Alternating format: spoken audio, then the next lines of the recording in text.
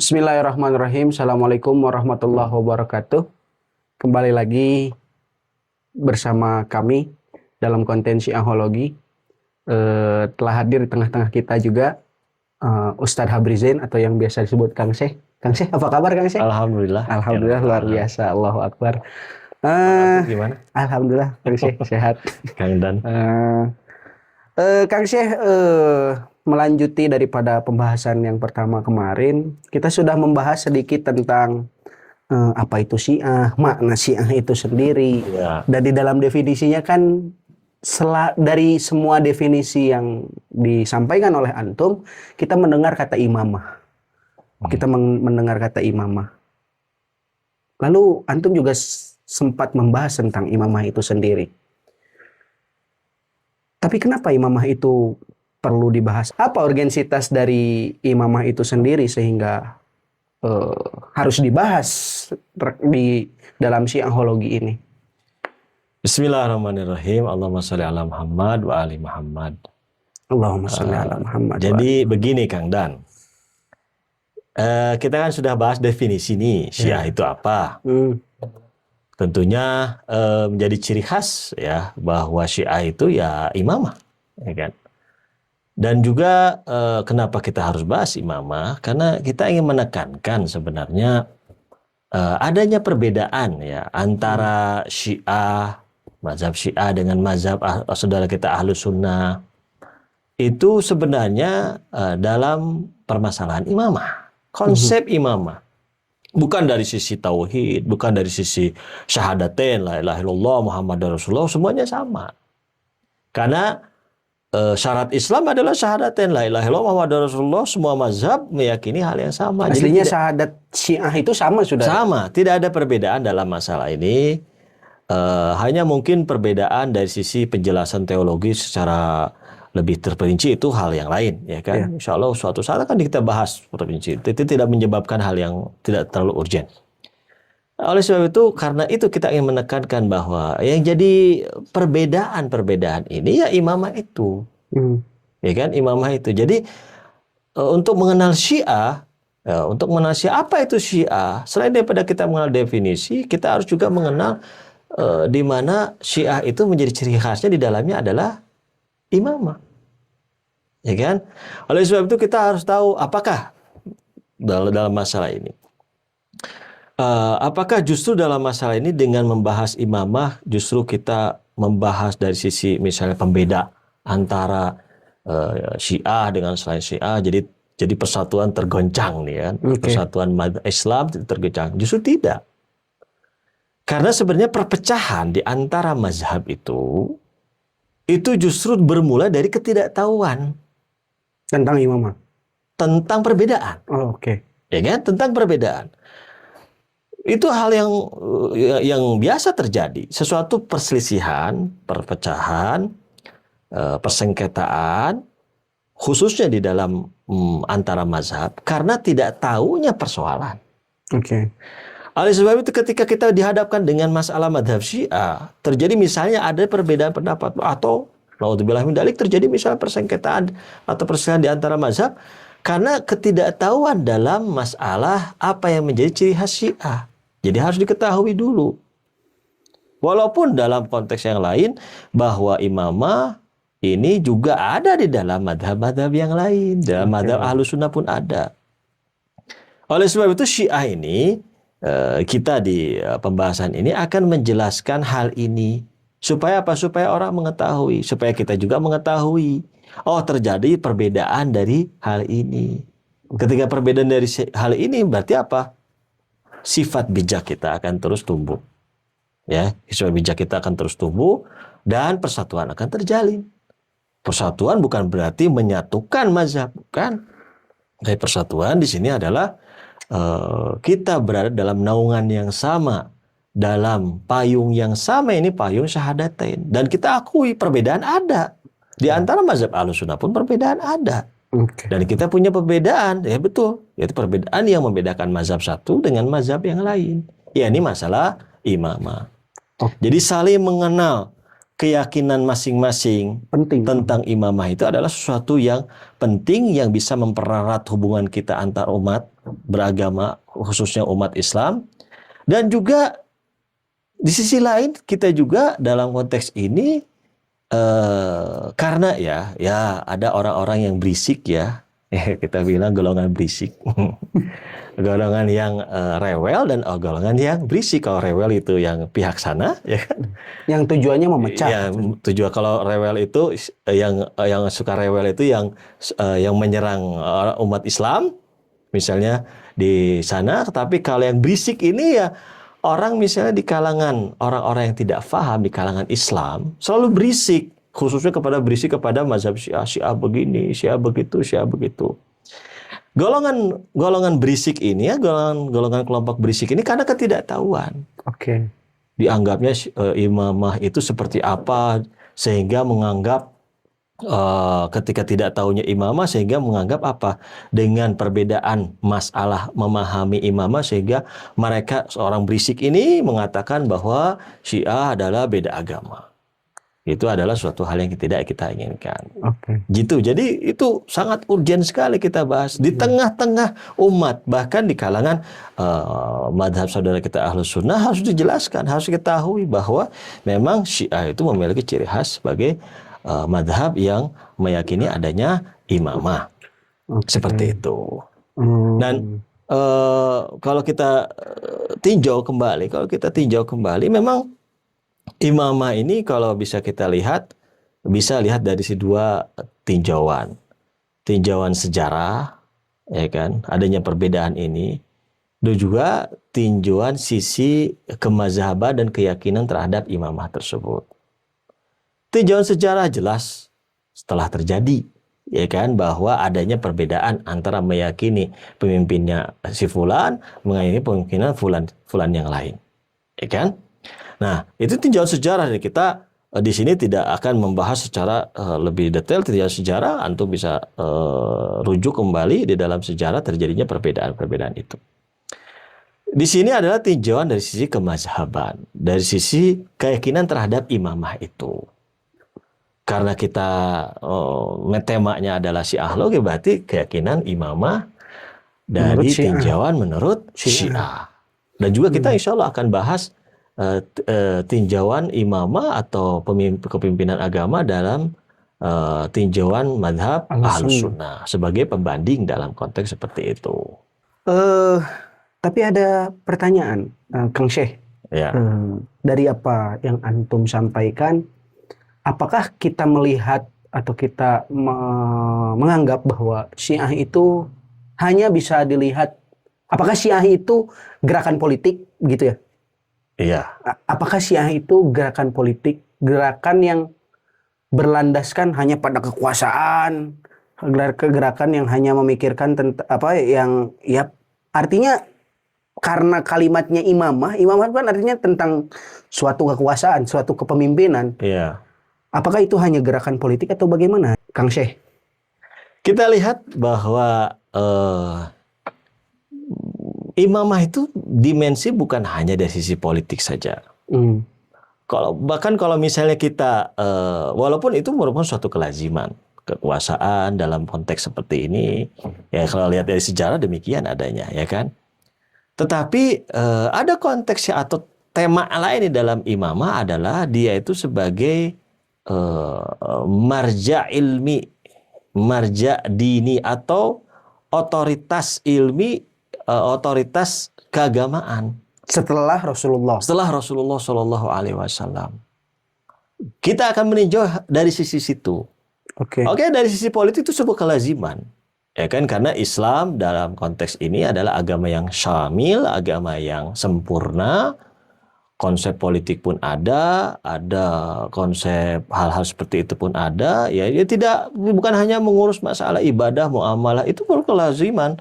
Dalam sejarah pun terjadi demikian. Seorang imam, seorang pemimpin itu dia mengurusi umat juga, mengurusi masyarakat juga, ya kan? Artinya benar-benar mengayomi gitu. Ya, kelaziman. Karena apa? Di dalam Quran pun kan Quran juga menjelaskan masalah itu. Berarti imam juga mengayomi. Berarti dia sebagai seorang pemimpin politik. Tapi kenapa kita tidak melihat dari sisi yang lain? Ya, ini adalah dia seorang pemimpin atau yang memiliki otoritas dalam masalah agama. Dia yang menjelaskan agama, yang mentafsirkan Quran, yang menjelaskan hal yang terperinci dari masalah Al-Quran atau fikih segala macam, ahkam Islam segala macam, dan juga dia yang bisa menyelesaikan segala permasalahan dari masyarakat, misalnya tanazuat atau perselisihan lah yang ada di dalam masalah, perselisihan dalam masalah agama, perbedaan dalam masalah agama, dalam meninjau menafsirkan Al-Quran atau meninjau dan memahami hadis seperti itu. Nah, itu merupakan bagian daripada dimensinya seorang imamah. Artinya lebih luas daripada Ya, bukan politik hanya dari itu. sisi politik. Nah, Justru yang utama itu dalam masalah keagamaan itu ya. Ya, itu jatuh. Kenapa? Karena memang intinya sebenarnya kalau kita lihat Rasulullah Shallallahu Alaihi Wasallam, dia sebagai seorang nabi yang membawa apa? Yang membawa Pesan Tuhan. pesan Allah, wahyu, dan dia sebagai rasul dan dia juga sebagai imam. Dia tugasnya imamur rahmah. Rasulullah Shallallahu Alaihi Wasallam sebagai imamur rahmah, dia mengayomi, termasuk di antara tugas seorang imam dalam kacamata mazhab Syiah, dia juga perlu atau wajib dalam konteks dia memiliki tugas dalam menjaga agama, menjaga Islam. Ya kan? Bukan hanya masalah kekuasaan saja dipisahkan antara kekuasaan dengan masalah yang problematika dengan masalah agama. Tidak bisa dikatakan demikian. Jadi dalam pandangan Syiah, dalam konteks ini seorang imam itu bisa meliputi dari berbagai macam dimensi yang ada. Tidak perlu kita hanya melihat dari sisi dimensi misalnya politik saja atau kekuasaan saja. Karena kalau misalnya kita lihat dari sisi kekuasaan, mungkin ntar kita perdebatan dari sisi sejarah kekuasaan bagaimana seperti itu. Tapi ya kita di sini akan membahas mengenai masalah tentang otoritas dia sebagai istilahnya itu pemegang otoritas din, otoritas agama dan otoritas ilmi agama atau ilmi Islam dalam masalah ini. Seperti itu.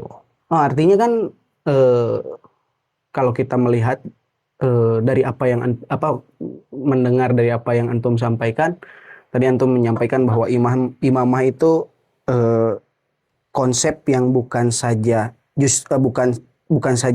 mengatur tentang perpolitikan, bukan cuman tentang kekuasaan. Justru konsep ini konsep yang lebih luas, konsep tentang bagaimana beragama, bagaimana hidup, lebih luas daripada itu semua, bukan hanya pada satu dimensi kan. Ya. Artinya kan imamah itu sendiri penting. Ya. Lalu apa esensi daripada imamah itu sendiri? Menurut Syiah itu bagaimana? Tadi antum bahkan sempat sampaikan di Sunni pun ada, di saudara kita Ahlus Sunnah pun ada. Ya. Lalu menurut Ahlus Sunnah bagaimana? Jika memang konsep ini ada, kalau di kita kan memang ada, tapi rasanya perlu dijelaskan. Di Syiah bagaimana dan di Sunni bagaimana? Jadi begini Kang Dan, kalau di Sunni itu memang kalau kita lihat beberapa nukilan dari pendapat ulama Ahlus Sunnah, itu aksar atau jumhur lah kalau bisa kita klaim ya, kalau misalnya ini jumhur ulama kebanyakan bahwa imamah atau dengan istilah mereka itu kekhalifahan atau istilah mereka adalah amir ya kan, istilah yang sering digunakan oleh mereka itu adalah lebih cenderungnya ke dalam masalah kekuasaan. Oke. Dan ini lebih cenderung bukan dalam wilayah yang sifatnya itu ibaratnya itu pemikiran, keyakinan, tapi hanya dalam masalah ahkam atau fikhiyah saja. Jadi koridornya ke arah sana. Contoh misalnya. Artinya apakah hanya dalam konteks bernegara atau tidak? Imamah dan khalifah yang dipahami oleh kekuasaan jelas konteks berpolitik, konteks negara itu justru dikhususkan ke sana. Cuman hukumnya di sini mereka itu hanya koridornya itu hanya dalam konteks bahwa ini adalah hukumnya hukum fikih. Kalau orang Syiah kan lebih cenderung kepada keyakinan tentang imamah. Kalau jadi keyakinan tentang imamah, tapi keyakinan yang bukan berarti keyakinan seperti istilahnya itu syahadaten, bukan. Kan ada keyakinan itu, ada keyakinan yang tidak apa istilahnya merusak dia sebagai posisinya sebagai Islam, Muslim. ya kan? Ada yang keyakinan itu bisa merusak. Oh ya, keyakinan yang bisa merusak jelas-jelas Artinya mengeluarkan dia dari Islam, gitu. Keyakinan yang jelas-jelas bisa merusak itu seperti akidah syahadatain, itu adalah kalau orang tidak bertuhan tauhid, ya tidak bertauhid, maka dia keluar daripada Islam. Begitu pula tidak nabinya Muhammad SAW, maka dia juga keluar daripada Islam. Itu jelas-jelas adalah keyakinan atau konsep akidah yang sekiranya itu paten, yang jadi syarat sebagai seorang Islam. Tapi imamah tidak. Makanya sebagian ulama dalam Syiah itu mengatakan bahwa imamah di sini adalah konsepnya adalah usulul mazhab, artinya dasar-dasar tentang mazhab. Sebagian juga mengatakan ini adalah usuluddin. Tetapi makna usuluddin di sini bukan berarti seperti yang syahadatain tadi. Karena konsep di Syiah usuluddin itu ada dua. Ada usuluddin yang menjadi syarat sebagai Islam, ada usuluddin yang tidak menjadi syarat sebagai Islam. Artinya ketika usuluddin di sini dia tidak meyakininya, contoh misalnya salah satu usuluddin di dalam Syiah seperti contoh konteks seperti misalnya adalah, ya kan, keadilan, meyakini Allah itu adil. Ketika orang yang tidak meyakini keadilan, orang yang tidak meyakini imamah, dia keluar daripada mazhab tapi tidak keluar daripada Islam. Artinya ketika orang tidak mengakui tentang imamah, dia bukan nggak dibilang kafir ya? Nggak dibilang kafir. Dia hanya keluar daripada konteks mazhab Syiah. Oleh sebab itu. Tapi bukan berarti dia kafir, masih muslim gitu. Masih muslim.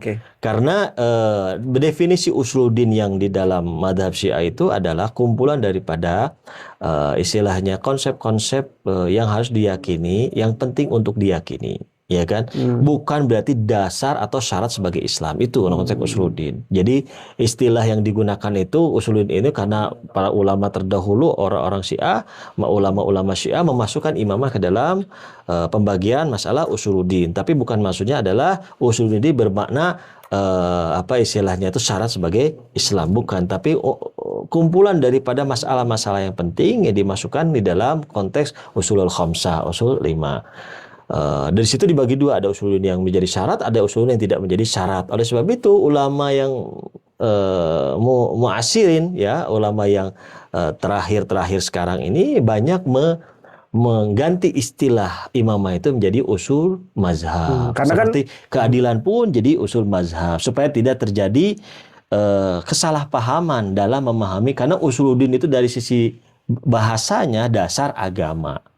Dasar agama, dasar-dasar agama. Tapi bukan digunakan dari sisi bahasa, tapi digunakan dari sisi apa? Istilah atau penggunaan kalimat usuluddin tersebut adalah untuk kumpulan bagi apa? Permasalahan-permasalahan yang penting di dalam agama yang perlu untuk dimiliki. Ada yang menjadi syarat Islam seperti syahadatain, sebagian memasukkan ma'ad atau konsep hari akhir, ada yang sekiranya itu yang tidak masuk di dalam syarat Islam, tapi adalah syarat mazhab, yakni contoh keadilan, begitu pula imamah.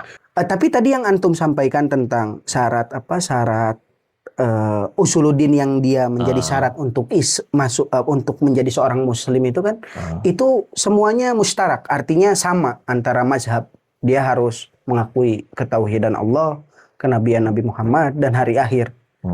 Jadi yang menjadi syarat Islam. Yang menjadi syarat Islam itu. Ya pada umumnya sama. Semua hatta mazhab Ahlus Sunnah, kalau mazhab teologi misalnya kayak mazhab Mu'tazilah, Asy'ariyah, semua hatta misalnya mazhab, kalau misalnya kita katakan teologi Salafi misalnya, kalau misalnya ada di dalam mereka punya teologi, saya soal umum lah.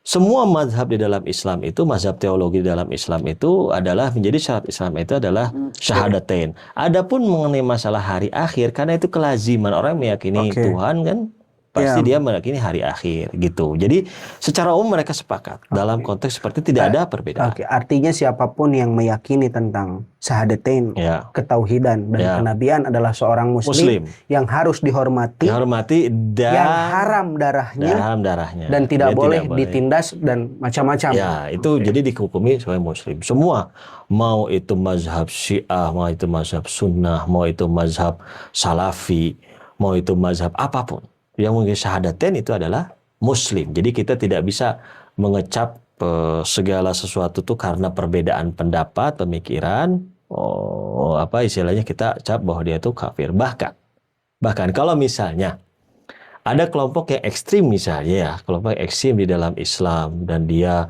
ya melakukan hal-hal yang irhabi, ya melakukan hal-hal yang penindasan terhadap Muslim yang lain, ya kan, yang kita tanda kutip ya misalnya kelompok teroris seperti itulah.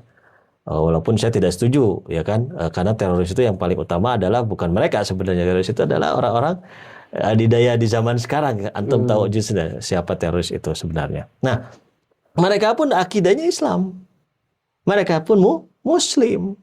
Hanya kelakuan saja atau tindak tanduklah yang istilahnya yang harus kita halangi, yang harus kita tolak. Kelakuan misalnya keekstriman mereka, tapi mereka itu Muslim. Oke, kembali lagi belum selesai tuh tadi Kang Dan, yang masalah Sunni itu ya, ahlu sunnah yang tentang masalah kekhalifahan. Jadi dia itu adalah khusus kekhalifahan atau imamah di sana, mereka itu hanya masalah kekuasaan saja. Jadi hubungannya dengan masalah rujukan agama seperti itu tidak menjadi syarat utama. Contoh Al-Ghazali juga mengatakan bahwa i'lam anna nadhara fil imamah laisa min fannil ma'kulat bal minal fiqhiyat. Jadi pemasalan imamah bukan pemasalan keyakinan, ada pemasalan fikih hukum saja. Artinya sama seperti masalah sholat, masalah fikih, sholat seperti itu. Gimana itu maksudnya? Iya, masalah fikih tidak ada hubungan dengan masalah keyakinan. Artinya kalau misalnya Anda tidak meyakini kekhalifahan atau imamah ini, ya tidak menyebabkan apa-apa. Itu hanya dosa dalam masalah fikih. Gitu. Ahmadi juga dikatakan, Ahmadi ulama ahlus sunnah juga mengatakan wa'lam annal kalam fil imamah laisa min usulud diyanat, bukan usuluddin. Gitu. Jadi itulah secara umum bahwa bagi mereka itu adalah imamah itu adalah masalah furu'uddin, ya kan? Adapun di dalam madhab Syiah, imamah itu adalah ri'asatun ammah fi umuriddin wa dunya. Jadi kepemimpinan yang total dalam masalah agama dan masalah dunia. Kekuasaan ada, masalah agama juga ada, otoritas keagamaan juga, gitu. Begitu pula dalam definisi yang lain dikatakan al-imamah khilafatur rasul fi iqamatid din bihaits yajibu ittiba'uhu ala kafatil ummah. Artinya bahwa imamah itu adalah penggantinya Nabi Muhammad SAW. Artinya ketika dia mengganti Nabi, berarti Nabi kan memiliki otoritas agama. Nabi juga menjadi penafsir Quran. Nabi juga menjadi penguasa dalam masanya, maka karena dia khalifahnya, dia pun harus memiliki hal itu, kecuali wahyu saja, kecuali kenubuahan, kenabian itu dia tidak memiliki. Dalam definisi yang lain, di dalam madhab Syiah, al-imamah khilafah an sahibi syara'i fi hirasatid din wa siyasatid dunia. Imamah dalam yang memiliki, ya istilahnya sahibus syara'i. Artinya sahibus syara'i itu jadi dia itu yang memiliki otoritas keagamaan, syariat. Ya kan, bagaimana dia menafsirkan Quran, bagaimana dia menjelaskan ahkam, hukum-hukum, ya kan. Fi hirasatid din, dalam menjaga agama, wa siyasatid dunia, dalam masalah siasat dunia, kekuasaan yang dimiliki oleh siapa? Ahlu sunnah. Ahlu sunnah hanya dalam sisi itu yang dimiliki oleh sebab itu kalau kita lihat dalam sejarah, ya sedikit kita lihat sejarah. Saya tidak ingin terlalu lebih dalam ke sejarah ya, karena mungkin ntar takutnya sensitif. Mereka melihat bahwa siapapun, yang penting dia berkuasa, ya saudara kita Ahlussunnah, siapapun mereka berkuasa di antara umat Islam, siapapun pemimpinnya, bagaimanapun, dia bisa jadi seorang imam, dia bisa jadi seorang amir, dia bisa menjadi seorang khalifah. Kalau Syiah tidak bisa. Kalau mereka hatta Yazid pun bisa, ya kan? Artinya hanya kalau di Syiah hanya orang-orang yang memiliki nas. Ya, jadi kualifikasinya itu jelas-jelas lebih detail kualifikasinya. Kalau di dalam Ahlus Sunnah misalnya karena urusan dalam masalah kekuasaan saja. Walaupun ada sebagian ulama Ahlus Sunnah seperti Al-Baghdadi memasukkan syarat dia harus orang berilmu, harus orang adil, harus memiliki kemampuan politik. Bahkan ditambahkan syaratnya satu lagi ini suku Quraisy katanya, ada suku Quraisy. Begitu pula ada misalnya dari Al-Andalusi, ulama Ahlus Sunnah juga mengatakan dia harus sehat panca indera, keberanian, syuja'ah, dan juga baligh, dewasa, dan juga seorang laki-laki. Perempuan nggak bisa ya, jadi seorang khalifah. Ya memang betul, mazhab Syiah pun nggak bisa jadi seorang khalifah atau imam. Seperti itu. Ada juga yang menambahkan dia harus seorang mujtahid, dia harus seorang memiliki kemampuan dalam memahami agama dan segala macam. Tetapi ada ulama yang dia kata Ahlus Sunnah karena memang syarat-syaratnya atau kualifikasi daripada imamah atau khalifahan ini itu berbeda pendapat.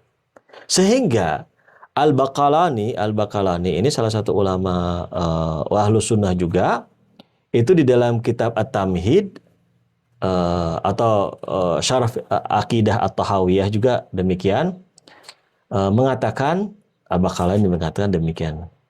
La yankhali al-imam bifisqihi wa dhulmihi bi ghasbil amwal wa tadyi'il huquq wa ta'tilil hudud.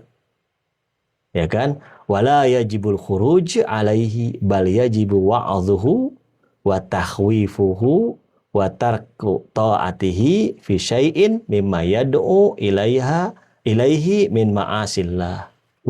Jadi dalam konteks seperti ini bisa dikatakan demikian bakalan itu secara umum, bahwa kita tidak boleh hanya karena imam itu seorang fasik, seorang zalim yang menggasab amwal, mengambil amwal rakyatnya. Di zaman dulu kan terjadi hal seperti itu.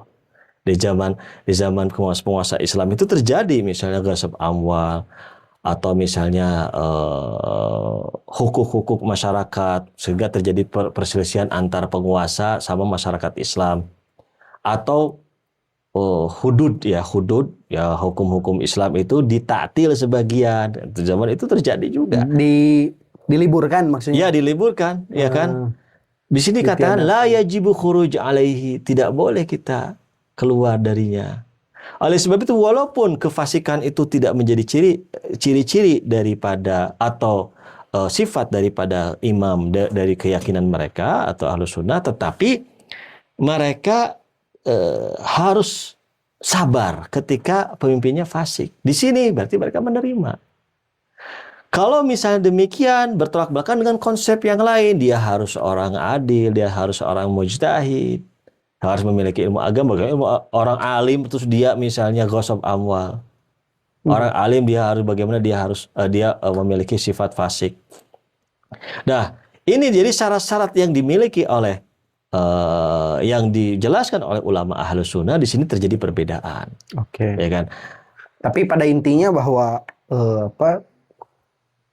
konsep imamah dalam Ahlus Sunnah itu ada. Tapi seperti yang antum bilang, dia hanya terbatas pada konsep kekuasaan.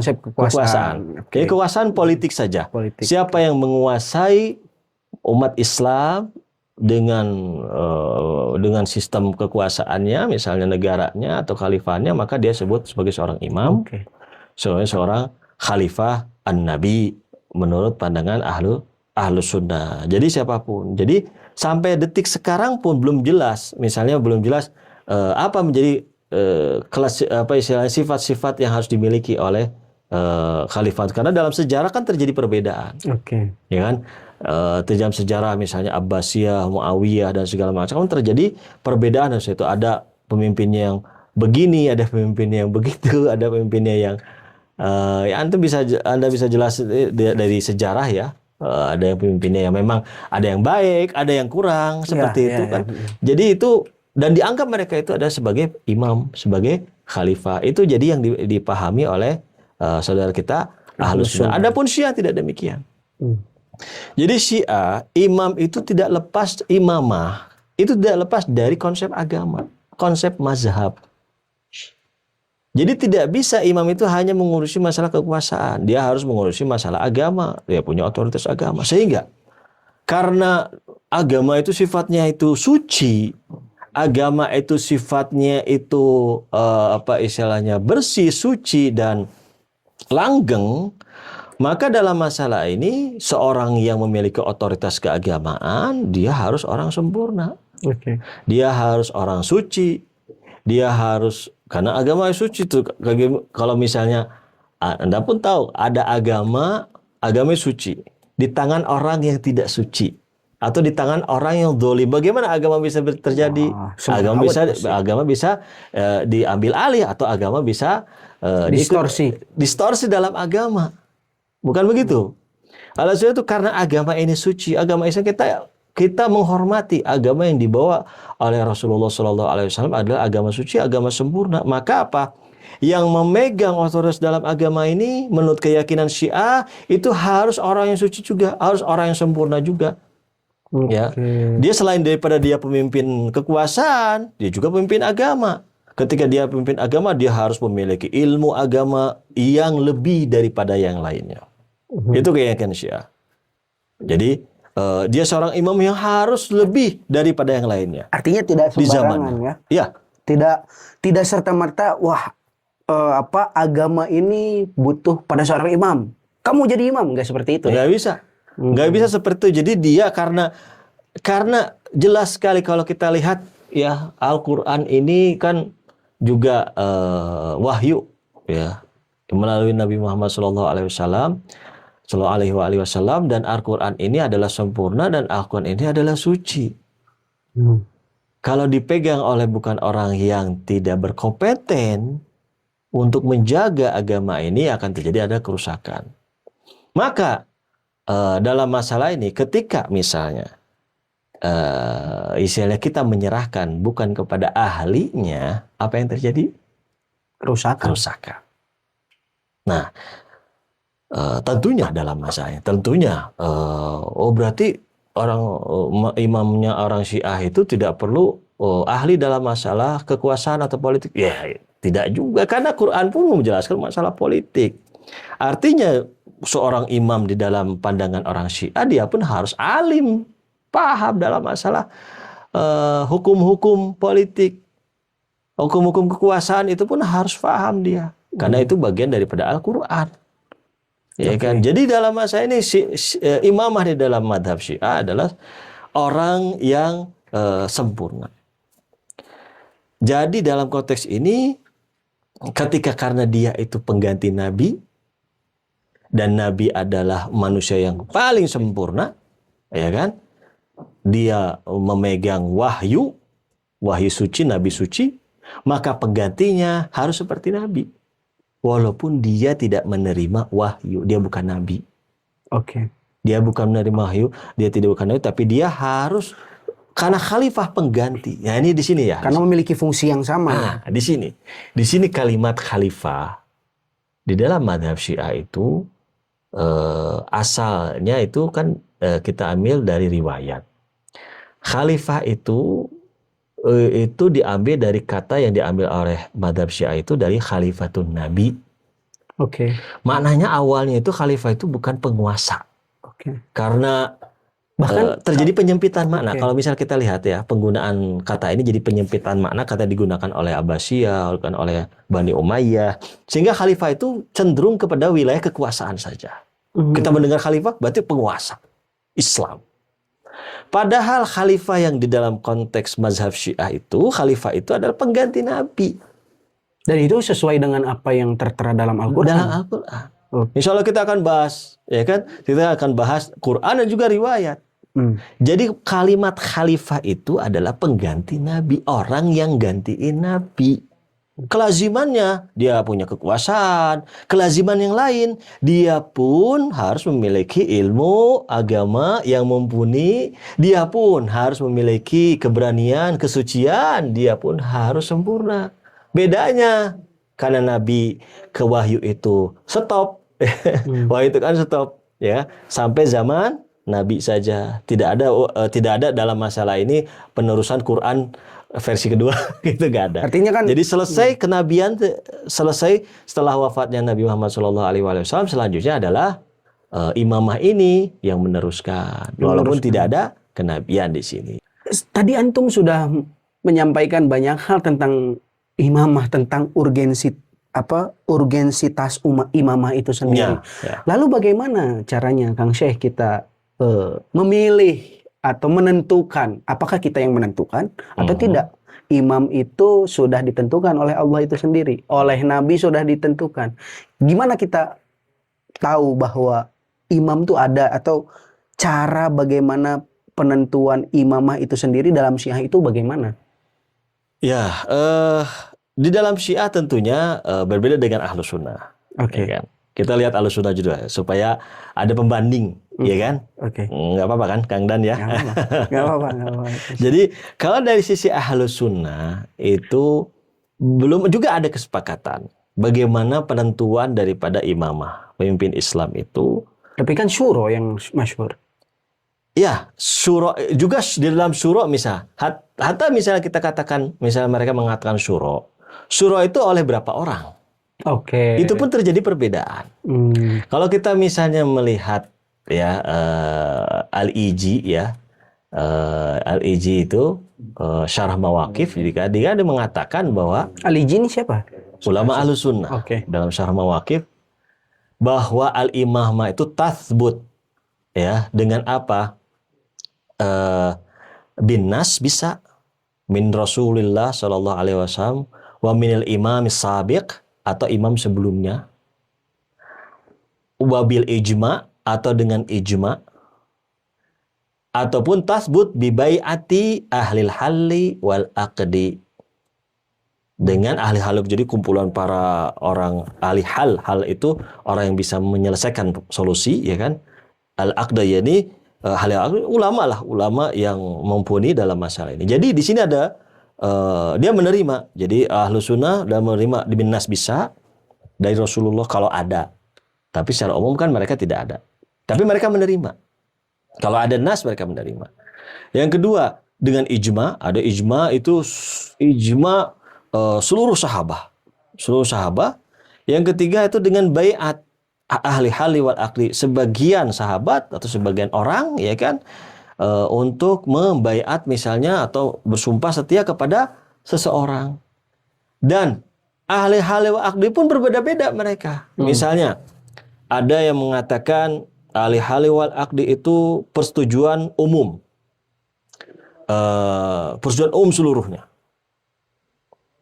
Dan ini bagi orang yang berpendapat mengkritik bahwa di dalam kekhalifahan khalifah yang pertama kalangan Ahlus Sunnah itu tidak dengan persetujuan umum, tapi sebagian di dalam di dalam Majelis Bani Sa'idah itu ya, itu adalah sebagian daripada sebagian sahabat, bukan persetujuan umum seluruhnya.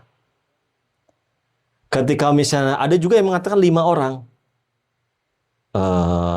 Karena apa? Karena sebagian khalifah pada saat itu dibaiat oleh 5 orang.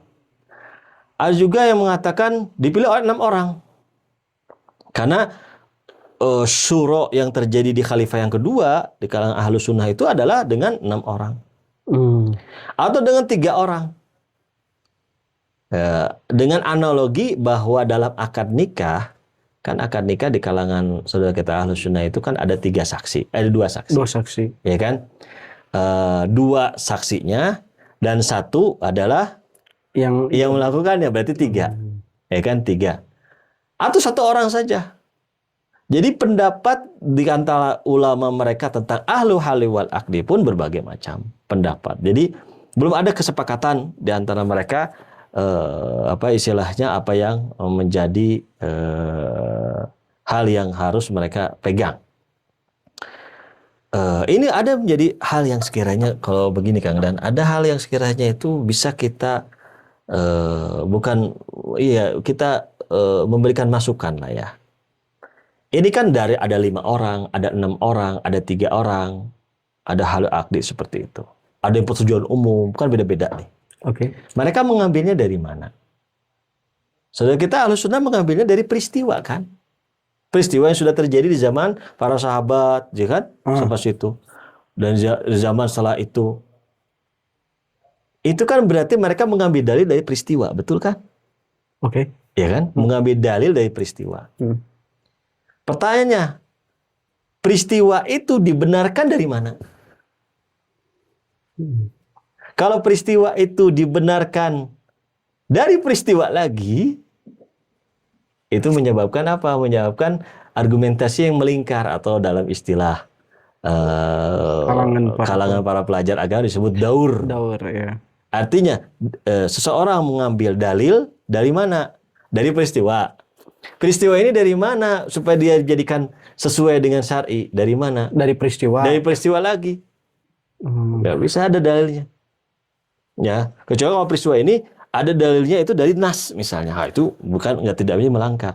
Tapi kalau misalnya dia mengambil dalil dari peristiwa dari peristiwa lagi, itu berarti melingkar, dan secara tidak akan ada ya, ini argumentasi yang melingkar tersebut adalah sesuatu yang sekiranya tidak bisa kita terima secara akal.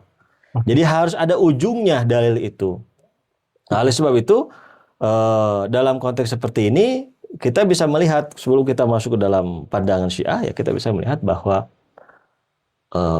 ini kan urusan yang sekiranya itu urusan yang besar ya, imamah ini. Kalau misalnya kita lihat, jelas orang Syiah itu kan kepada nas, ya kan? Kalau kita lihat, jadi nas dari Nabi, ya, dari Nabi Shallallahu Alaihi Wasallam. Kalau kita lihat Nabi Muhammad Shallallahu Alaihi Wasallam dalam urusan-urusan yang kecil, ya urusan-urusan fikih, ahkam, itu Nabi menjelaskan. Urgensitasnya dengan urgensitas dengan kepemimpinan agama, mana yang bisa kita banding? Jelas ini yang lebih besar dong urgensitasnya. Masa Nabi dengan yang sangat hal yang kecil, masalah ahkam saja dijelaskan, masalah maaf misalnya ahkam di WC juga dijelaskan. Ya kan? Pribadi bukan dijelaskan. Urgensitas yang sekiranya kalau dibandingkan dengan urgensitas yang lebih besar lagi seperti masalah kepemimpinan ini, mana yang lebih penting? Kan urgensitas kepemimpinan. Kalau menyangkut masalah umum, menyangkut masalah agama, yang menjaga agama, hirasatuddin. Sekarang kalau ini masalah kecil saja Nabi jelaskan, kok bagaimana masalah yang besar tidak dijelaskan? Ini Kang Dan yang sekiranya mungkin ini menjadi masukan dari. Artinya tidak mungkin Nabi tidak menjelaskan. Nabi tidak menjelaskan. Gitu. Nabi tidak mungkin tidak menjelaskan. Oleh sebab itu, dari kita lihat dari pandangan itu apa? Pandangan akal kita. Anal kita, mudah-mudahan kita sama masuk kamar mandi aja ada Nabi doanya, jelaskan. ada Nabi apa jelaskan. adabnya. Urgensitasnya mana yang lebih besar? Jelas tentang kepemimpinan, tentang imam. Ya, insya Allah mudah-mudahan akal kita sama akal Anda semua ya sama ya kan? Insya Allah sama. Insya Allah sama. Ya kan? Karena ya logikanya begitu. Ini masalah yang sedikit, ya masalah kecil, atau bukan sedikit ya. Ahkam itu masalah besar. Cuman urgensitas, kalau misalnya kita kapasitasnya ini masalah yang kecil, ini masalah yang besar, kapasitasnya ini lebih besar, masa Nabi yang hal yang lebih urgent Nabi tidak menjelaskan, sedangkan masalah yang kecil Nabi begitu detail. Ini adalah saya yang punya akal nih, saya sebagai manusia ya tidak bisa nerima. Mudah-mudahan kita semua akalnya atau logika kita sama. Oleh sebab itu dalam konteks ini orang Syiah meyakini bahwa imamah itu harus dengan istilahnya itu nas. Apa itu nas? Itu harus dengan ada tunjukannya dari Nabi. Nas itu adalah seperti misalnya perintah Nabi langsung dari Allah kepada Nabi Shallallahu Alaihi Wasallam berupa nas. Jadi berdalil syar'inya. Ayat Al-Quran, hadis. Iya. Di lain hal, karena begini ya, bahwa karena menurut kriteria orang Syiah, istilahnya itu mazhab Syiah, imamah itu kan harus tadi sempurna, harus alim, harus maksum. Ya kalau dengan musyawarah seperti yang dikatakan sebagian ahlu halil wa akdi ahlu sunnah, kan musyawarah orang biasa kita nggak bisa memilih. Nggak bisa memahami siapa ini orang yang utama, siapa orang yang maksum, siapa orang yang seperti Nabi. Kan nggak bisa.